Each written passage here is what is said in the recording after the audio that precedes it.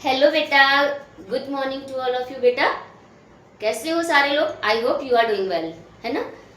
आज का जो हमारा टॉपिक है फ्यूचर परफेक्ट कंटिन्यूअस टेंस है, जो इसके बिफोर मैंने आपको पढ़ाया था। ठीक है, अगर उसमें आपको कोई सा भी डाउट है, अगर उसमें आपको कोई सा भी डाउट होता है तो प्लीज आप क्या करो, उसे मुझे कमेंट करो, मैं आपका जो डाउट है वो सॉल्व कर दूंगी। ठीक है बेटा, तो चलते हैं हम फ्यूचर परफेक्ट कंटिन्यूअस टेंस की ओर। देखो बेटा, फ्यूचर कंटिन्यूअस टेंस वो टेंस होता है जिन जिन सेंटेंसेस में जो लास्ट में वर्ब आती है, उसके लास्ट में रहा होगा, रही होगी, रहे होंगे, रहूंगा, ठीक है, रहूंगी, ऐसे वर्ड्स आते हैं। देखो मैंने राइट भी किया हुआ है ऊपर, ठीक है, रहा होगा, रही होगी, रहे होंगे, ठीक है, टाइम के साथ गिवन होता है। ठीक है, वह 2 घंटे से काम कर रहा है, वह 2 घंटे से पढ़ाई कर रही है, मेरी माताजी 2 घंटे से सिलाई कर रही हैं, ठीक है, मैं 2 घंटे से पढ़ा रही हूँ। इस तरह के जो वर्ड्स आएंगे ये किस में आते हैं बेटा? फ्यूचर परफेक्ट कंटिन्यूअस टेंस में आएंगे। रही होंगी, रही होंगी वर्ड आएगा इसमें, ध्यान रखना है। रही होंगी, रहे होंगे, रहेंगे, ठीक है, रहूंगा, इस तरह के वर्ड्स आएंगे। ठीक है, अब इंग्लिश में भी हम लोग इसको देख लेते हैं, इसकी डेफिनेशन क्या है। इंग्लिश में ट्रांसलेट कर ही दिया है मैंने पहले हिंदी में, बट आप फिर भी देख लो। Future perfect continuous tense is used to describe an action that will be continuing, है ना। फ्यूचर कंटिन्यूअस क्या होता है? फ्यूचर कंटिन्यूअस वो टेंस होता है जो क्या डिस्क्राइब करता है? ऐसे एक्शंस को डिस्क्राइब करता है जो कि कंटिन्यू होता है for a period of time, एक पर्टिकुलर पीरियड के लिए। ठीक है, इन the future another time or event, जब तक कि कोई दूसरा फ्यूचर में काम स्टार्ट नहीं हो जाता, जब तक कि कोई दूसरा इवेंट और काम क्या होता है, वर्क जो है नेक्स्ट स्टार्ट नहीं हो जाता है, तब तक वो काम कंप्लीटली क्या रहता है? कंटिन्यू रहता है। ठीक है, जैसे कि मोहन 2 घंटे से पढ़ाई कर रहा है। सेंटेंस हम लोग देख लेते हैं एग्जाम्पल। ठीक है, मोहन 2 घंटे से, मोहन 2 घंटे से पढ़ रहा होगा। ठीक है, मैंने आपको पहले जो हमारी बिफोर वीडियोस भी है उसमें मैंने आपको बताया परफेक्ट कंटिन्यूअस में कि से गिवन होगा, रहा होगा। ठीक है, से गिवन होगा, रहा होगा। अगर प्रेजेंट का था तो क्या? रहा है। ठीक है, से रहा है। पास्ट का है तो से रहा था। फ्यूचर का है तो से रहा होगा। इसको ध्यान रखना है बेटा, से रहा होगा। ठीक है, अब इसका स्ट्रक्चर भी देख लेते हैं। अफर्मेटिव का क्या होता है? First of them you have to use the subject. ठीक है, सबसे पहले आपको सब्जेक्ट का यूज करना है। Then after helping verb. What is the helping verb of this tense? इसकी हेल्पिंग वर्ब क्या है? मैंने नोट डाउन की है, यहाँ पे देख लो आप लोग। विल हैव बीन और shall have been, will have been और shall have been, will have been और शैल हैव बीन। विल का यूज कहाँ करना है? आपको मैंने बताया है कि विल का यूज सारे सब्जेक्ट्स के साथ में करना है एक्सेप्ट आई को छोड़ करके, आई को छोड़ करके जितने भी सब्जेक्ट हैं हमारे पास में उनके सबके साथ में विल का यूज करना है। ठीक है, तो यहाँ पर सब्जेक्ट के बाद में क्या लगाओगे आप? Helping verb. ठीक है, हेल्पिंग वर्ब क्या है? विल और शैल हैव बीन। क्लियर है बेटा इतनी बात? अब इसमें वर्ब की फर्स्ट फॉर्म प्लस आईएनजी लगाना है। क्यों लगाना है? क्योंकि एक तो पहली बात रहा दिया है, रहा गिवन है वहां पर, इसके लिए लगाना है। फर्स्ट ऑफ देम देखो यहाँ पर आप चेक करोगे तो रहा गिवन है। देखो यहाँ रहा दिया है, यहाँ रही, रहे, है ना, ऐसे रहा दिया है। यहाँ पे देखो रहा होगा, इसके लिए आईएनजी लगाना है क्योंकि रहा वर्ड आ गया तो कंटिन्यूअस हो गया। कंटिन्यूअस हो गया तो मैंने आपको बार बार बताया कि continuous means ING, continuous means ING. ठीक है, अगर कंटिन्यूअस कहीं गिवन है तो आपको आईएनजी लगा देनी है। ठीक है, तो यहाँ पे आपको आईएनजी लगा देनी है। Then after object, then after object. फिर अगर अदर वर्ड्स गिवन है तो आप वहाँ पे नोट डाउन करो, नहीं दिए हैं तो कोई बात नहीं। ठीक है, ऐसे ही नोट डाउन करके आपका ये सेंटेंस कंप्लीट हो गया। चलो अब इस स्ट्रक्चर से, है ना, जो ये स्ट्रक्चर गिवन है, इसी स्ट्रक्चर से हम ऊपर वाला जो सेंटेंस है उसको कंटिन्यू कंप्लीटली बनाते हैं, कोशिश करते हैं। जैसे देखो मोहन, इसकी राइट करेंगे क्या? Will have been, will have been. ठीक है, क्या कर रहा है? पढ़ाई कर रहा है ना, स्टडीइंग, स्टडीइंग, स्टडी कर रहा है ना, स्टडीइंग हो जाएगा। ठीक है, कब से कर रहा है? For 2 hours, for 2 hours. ठीक है बेटा, ये हमारा क्या हो गया? ये हमारा कंप्लीट सेंटेंस हो गया। अब देखो पॉइंट ऑफ टाइम होता है, अगर हमारे पास में पॉइंट ऑफ टाइम है, अगर हमारे पास में पॉइंट ऑफ टाइम है तो हमें सिंस का यूज करना है। अगर हमारे पास में पीरियड ऑफ टाइम है तो हमें फॉर का यूज करना है। इस बात को ध्यान रखना है, ठीक है। देखो पॉइंट ऑफ टाइम क्या होता है बेटा, निश्चित समय, है ना।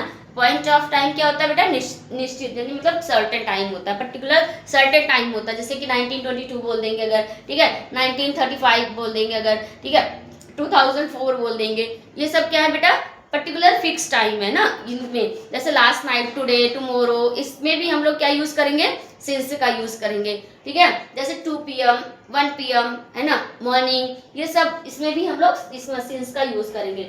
जहां पर जो चीज डेफिनेट नहीं होती, जो चीज डेफिनेट नहीं होती है ना, जो चीज डेफिनेट नहीं होती वहां पर हम लोग फॉर का यूज करते हैं। जो चीज डेफिनेट होती है, सर्टेन होती है, वहां पे हम लोग सिंस का यूज करते हैं। क्लियर है बेटा ये बात।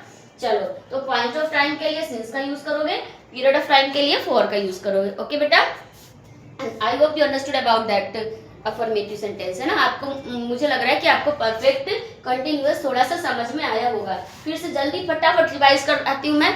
जिन हिंदी वाक्यों की क्रिया के अंत में, जिन हिंदी वाक्यों की क्रिया के अंत में रहा होगा, रही होगी, रहे होंगे, रहेंगे, रहूंगी, है ना, ऐसे वर्ड्स आते हैं, उनको हम लोग फ्यूचर परफेक्ट कंटिन्यूअस कहते हैं। इंग्लिश में क्या होता है, इंग्लिश में भी सेम है कि कोई लास्ट में काम, जो काम है हमारा शुरू हो रहा है और किसी निश्चित समय तक चलेगा, रहा होगा, किसी निश्चित समय तक चलेगा, एंड होगा। जैसे देखो, future perfect continuous tense is used to describe an action that will be continuing for a period of time in the future before another time or event. ठीक है, समझ आ रहा है इसकी बात, इतनी बात, ठीक है। इसका स्ट्रक्चर देख लेंगे हम लोग। स्ट्रक्चर क्या है, इसकी हेल्पिंग वर्ब देख लो पहले। इसकी हेल्पिंग वर्ब है will have been, shall have been, will have been, shall have been. Learn कर लो बेटा, will have been, shall have been. इसकी हेल्पिंग वर्ब लर्न करो, will have been, shall have been, will have been, shall have been.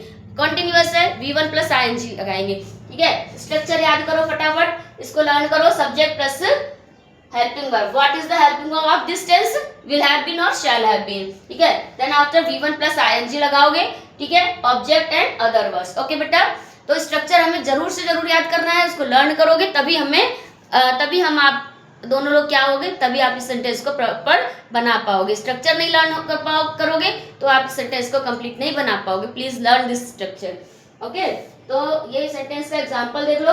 Mohan 2 घंटे से पढ़ रहा होगा, मोहन 2 घंटे से पढ़ रहा होगा। 2 घंटा क्या है बेटा, पीरियड ऑफ टाइम में, है ना, निश्चित नहीं है, तो यहाँ पे हमने क्या लगा दिया, फॉर का यूज किया। Mohan will have been studying for 2 hours। Clear इतनी बात। चलो बेटा, नेगेटिव में हम लोग देख लेते हैं। नेगेटिव थोड़ा सा ध्यान से पढ़ना है बेटा। नेगेटिव और इंटेरोगेटिव वाला जो है वो थोड़ा सा ध्यान से पढ़ना है। इसमें क्या ध्यान से पढ़ना है देख लो एक बार। देखो, स्ट्रक्चर देखना सबसे पहले। नेगेटिव सेंटेंस का स्ट्रक्चर देखना है। अगर हमारा सेंटेंस क्या है, नेगेटिव में है, निगेटिव में है, तो क्या करेंगे हम लोग, इसका स्ट्रक्चर देखेंगे। विल, विल और शैल, ऐसे राइट करो, विल और शैल। अब जस्ट आफ्टर इसके नॉट लगाना है, ठीक है। ये नहीं कि हैव और बीन के बीच में नॉट लगाओ, नहीं, हमें कहाँ लगानी है, आफ्टर विल और शैल के, ठीक है। विल और शैल के जस्ट आफ्टर नॉट लगाओगे, फिर हैव प्लस बीन, ठीक है, फिर उसके बाद में हैव लगाओ, हैव राइट करोगे, फिर बीन राइट करोगे, फिर V1, फिर ing, then after object, and if other words are given then you have to mention in the last. Okay, this is the formation for negative sentences. ये हमारा negative sentences का formation है, समझ लो। हमें will not कहाँ लगानी है, जैसे विल लगाओ, will not have been. Clear इतनी बात। देखो, shall not have been. Clear है बेटा इतनी बात। हमें विल और शैल के जस्ट आफ्टर नॉट का यूज करना है, ये बात ध्यान देनी है, ठीक है बेटा। तो जैसे मोहन 2 घंटे से दूसरा बनाते हैं हम लोग, ठीक है। माता जी 2 घंटे से कपड़े धो रही हैं, धो रही होंगी, कपड़े धो रही होंगी, ठीक है बेटा। इतना ध्यान रखना है, इसको कैसे बनाना है। देखो, first of them write mother will have, will not have, will not have been. यहाँ पे माता जी 2 घंटे से कपड़े नहीं धो रही होंगी, माता जी 2 घंटे से कपड़े नहीं धो रही होंगी, ठीक है, नहीं धो रही होंगी। यहाँ पे क्या राइट करोगे बेटा? Mother will not have been washing clothes for 2 hours, for 2 hours। Clear है बेटा?